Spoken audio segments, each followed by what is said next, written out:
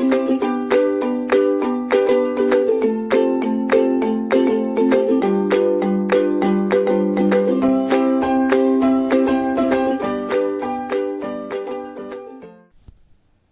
we are basically going through the concurrency control techniques, and in today's lecture we will be talking about a very specific technique which is known as the timestamp based algorithm.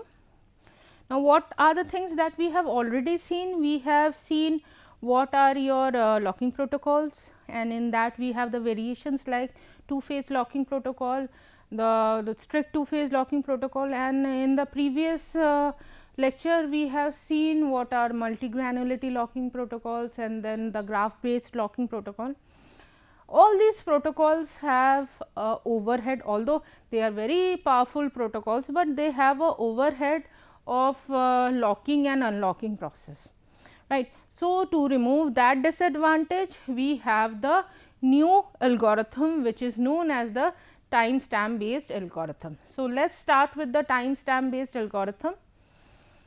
Now, before we start with the timestamp based algorithm, you try to understand that there is nothing like locking and unlocking when we talk about the timestamp based algorithm. Everything is comparison over here, right. So, the two the main features basically of the timestamp based algorithms are as follows. The first feature is when a transaction T I is initiated, right. When a transaction T I is initiated, it is assigned a timestamp T s on T I. So, this type of nomenclature we will be using throughout the lecture today, right. So, whenever a transaction T I is initiated, it is given a timestamp T s, right. So, we are not, again I am telling you, we are not talking about locking and unlocking of the data sets. Over here we are only talking about your timestamps, right, timestamps of the transaction, timestamp of the data set, right. So, whenever a transaction is initiated, it is given a timestamp T s, right. The timestamp will be a number, right. It could be in two types, right. This number can be a real time number that is being taken from a system clock, right, or it can be a integer, or it can be a counter value, right. So, if it is taking from the clock, it is the time when the transaction is initiated in the system, and the clock identifies that time and gives the timestamp to that particular transaction. And if it is a counter value, right, if it is a counter value which will be updated by the system, and it will be updated in ascending order. Initial value can be 0 for that counter, and it could be incremented by 1 whenever a timestamp is assigned to a new transaction.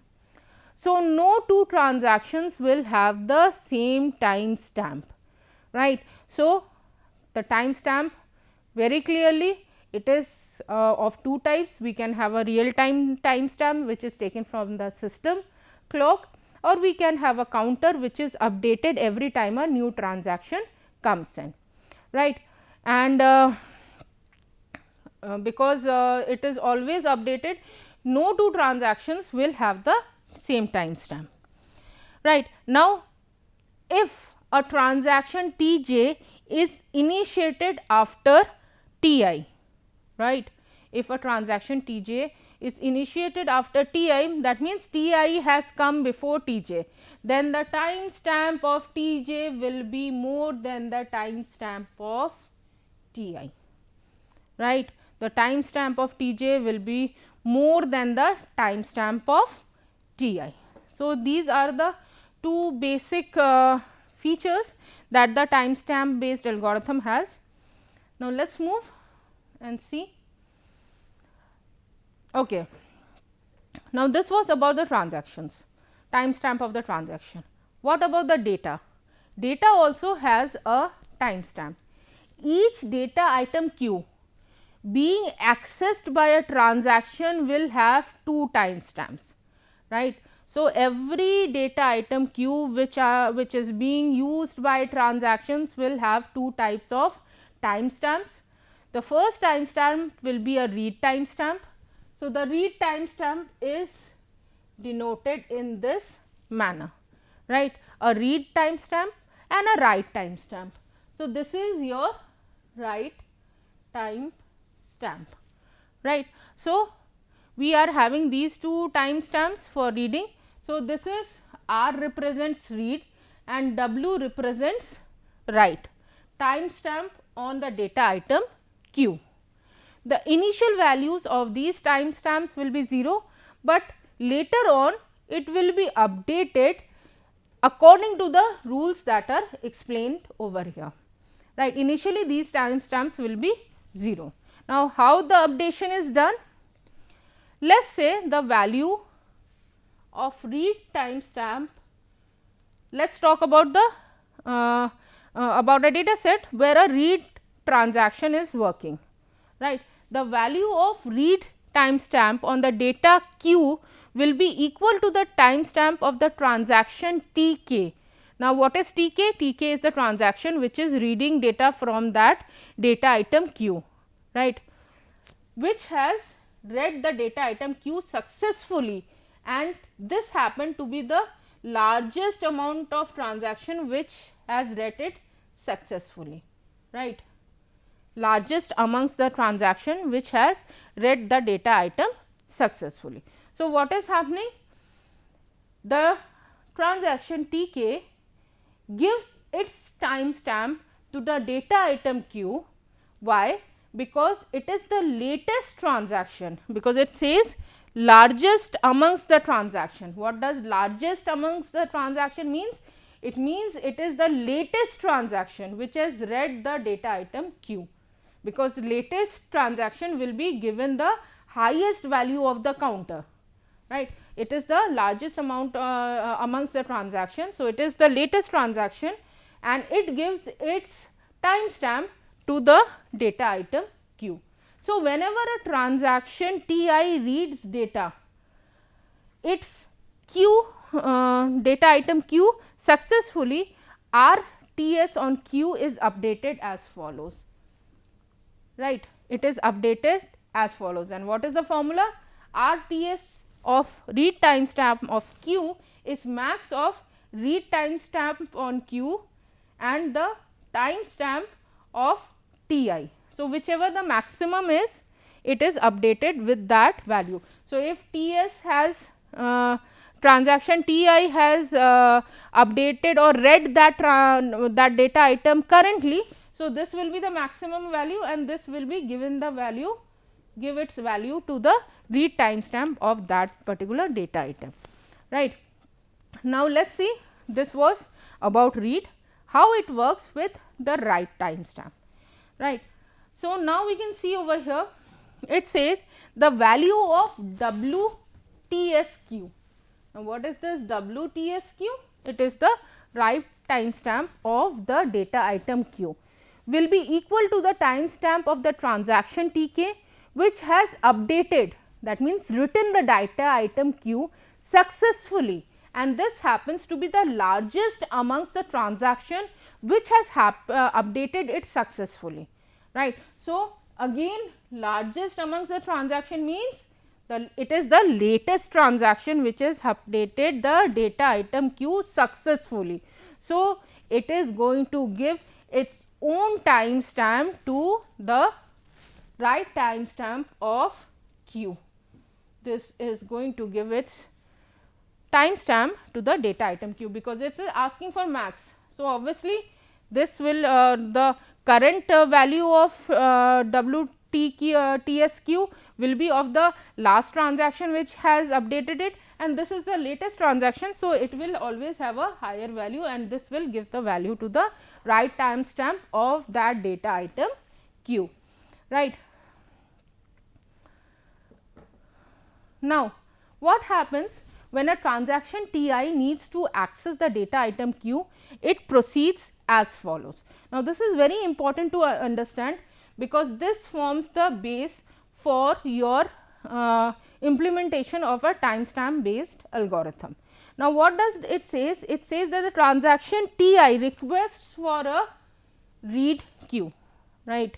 Now, it is trying to read on Q. So, the system will proceed the request as follows.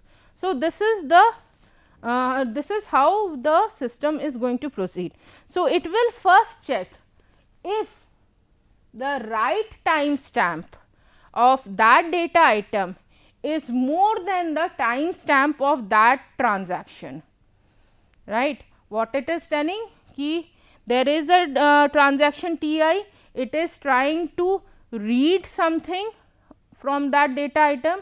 So, before it can read, it is checking that if the write timestamp of that particular data item is more than its timestamp, then what does it indicates?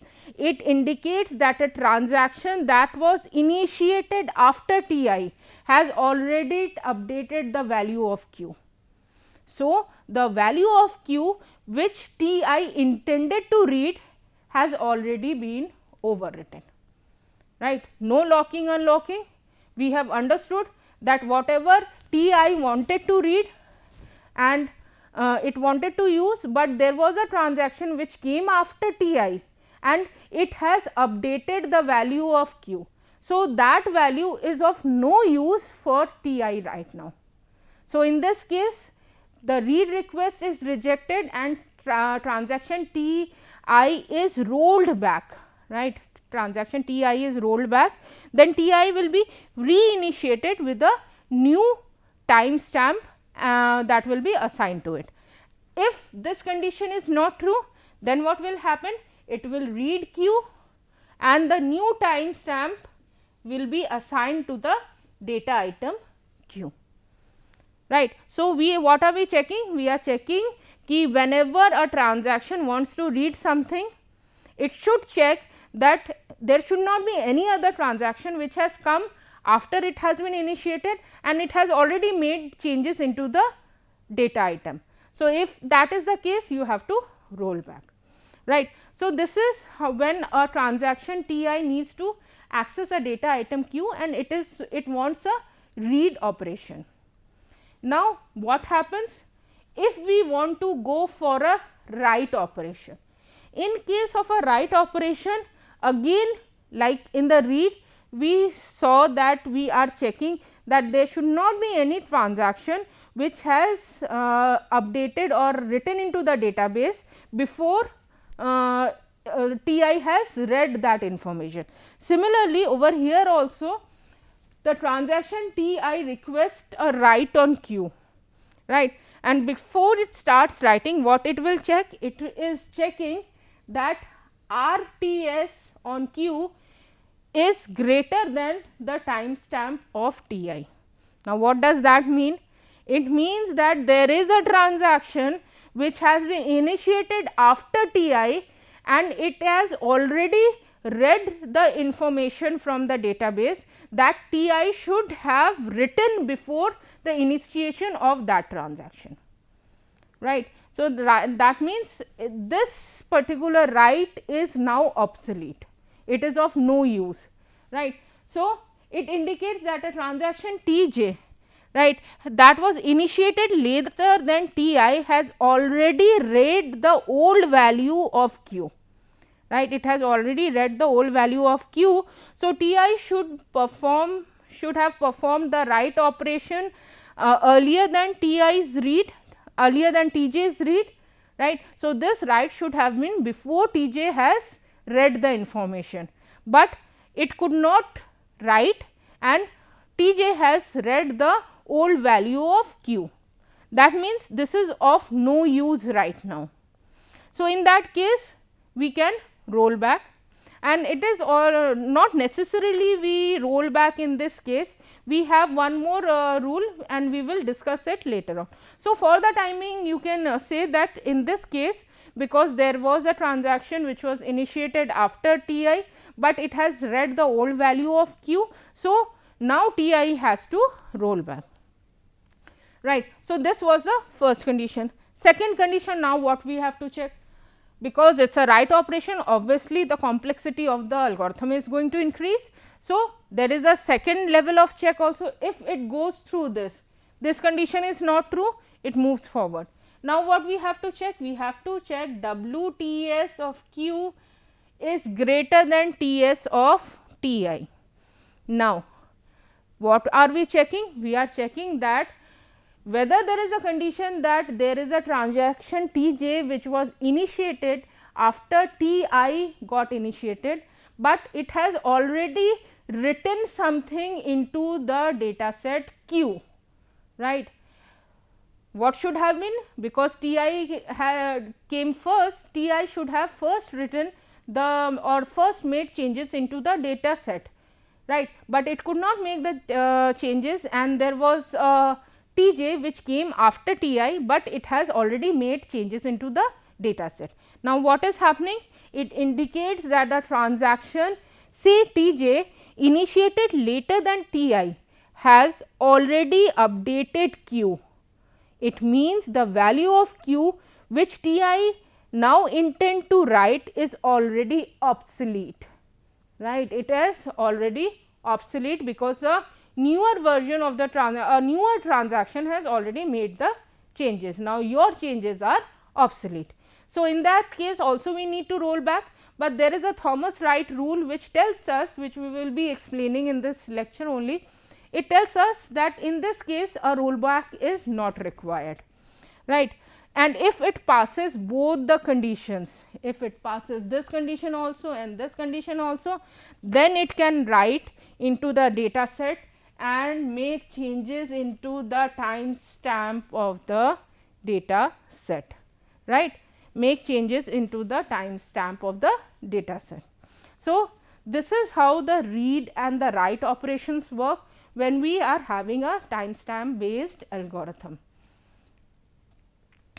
So, what does it tell you? It tells you, so in the real in the timestamp based algorithm, whenever a transaction requests read or write of data item Q, either the read write is successfully performed or the requested transaction is rolled back. If rolled back, the transaction will be reinitiated with the new timestamp, and it will be a new timestamp will be assigned to it, and it will be coming back into the memory. So, this is what happens, either it will go for the read write or it will roll back. Now, what are the advantages of this timestamp based algorithm over the log based algorithm? The main advantage is, since the transaction never waits for accessing of data items, there is no possibility of deadlocks, and one of the most important advantages that we do not have the overheads of locking and unlocking, right. No overheads of locking and unlocking is there. Now, what are the disadvantages? Definitely every algorithm has its own set of disadvantages. It says that this is a there is a distinct possibility that the transaction may be rolled back again and again and may face starvation. In that case also we will have lot of other methods for avoiding starvation, and whenever a transaction is rolled back, the work already performed by that transaction is undone. Even undoing the work also requires more work. This affects the throughput, and if it is affecting the throughput, it will also affect the response time, right. So, these are the disadvantages that we have with your timestamp based algorithm. Now, the Thomas Wright rule that I was talking about, whenever we have a obsolete write, right, that means write is already done. In that case, what happens if write on write on the data set Q is greater than the timestamp of I. The example that we were taking while we were going through the write operation, it indicates that the transaction say Ti initiated later, right, initiated later than Ti has already updated Q. It means the value of Q which Ti now intends to write is already obsolete. Under this condition, the timestamp based algorithm will reject the write on Q and also roll back the transaction Ti. Rolling back the transaction is not really necessary in this case. This is proposed by Thomas as follows. So, this is the Thomas Wright rule, which says ki when we are having a obsolete write, in that case a rollback is not required, and it says as per Thomas Wright rule, under the above condition the write operation is ignored. It is ignored since the value which Ti intended to write is already obsolete and Ti may not roll back, because rollback also takes lot of time and effort. So, it may not roll back. So, this is the Thomas Wright rule, and so the now we saw that there was a main disadvantage of the timestamp based algorithm, that is the starvation problem. So, to remove the starvation problem, we have these two algorithms, which is known as wait and die algorithm and the wounded wait algorithm, and we will go through both these algorithms, and then at the end we will also see that which one is a better algorithm, right. So, let us start with the wait die algorithm. Now, what is this wait die algorithm? It operates as follows. So, it tells when a transaction is initiated, it is assigned a timestamp just like in the case of timestamp based algorithm. So, timestamp is assigned to a transaction. When a transaction Ti requests for a data item Q, which is currently locked by another transaction Tj, the request is processed as follows. Now, very important, Ti has been initiated and Ti sees that the data item which Ti requires, it is already locked by a transaction Tj. So, now there is a comparison in the timestamp. If the timestamp of Ti is less than the timestamp of Tj, that means that Ti has come before Tj, that means Ti has come before Tj. Then Ti waits for Tj to finish and release the lock on Q. If Ti has come before Tj, it will wait for Tj to finish and release the lock on Q, or else if it finds that Tj came before Ti, then Ti rolls back and restarts with a new timestamp retained by it, right. And it rolls back and comes back with the old timestamp that it had, right. So, it retains the old timestamp in case of the wait and die algorithm. It is possible that a transaction may be rolled back a couple of times while attempting to access the data item Q, but since rollback transaction is reinitiated with the original timestamp, it is rolling back, but the timestamp is the same that we have kept, right. It is holding the original timestamp. So, in that case what is happening? It finally it will mature and it will be eligible for accessing the data item Q. So, there is no possibility of the starvation, because it is possible that it is getting rolled back, but even after rollback it is possible that it is not possible, it will be the condition that it is having the best timestamp, because it is retaining the old timestamp, and because of the best timestamp it will never go into starvation again.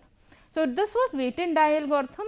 Let us come to the wounded wait algorithm. Now, what is this wounded wait algorithm? It operates as follows.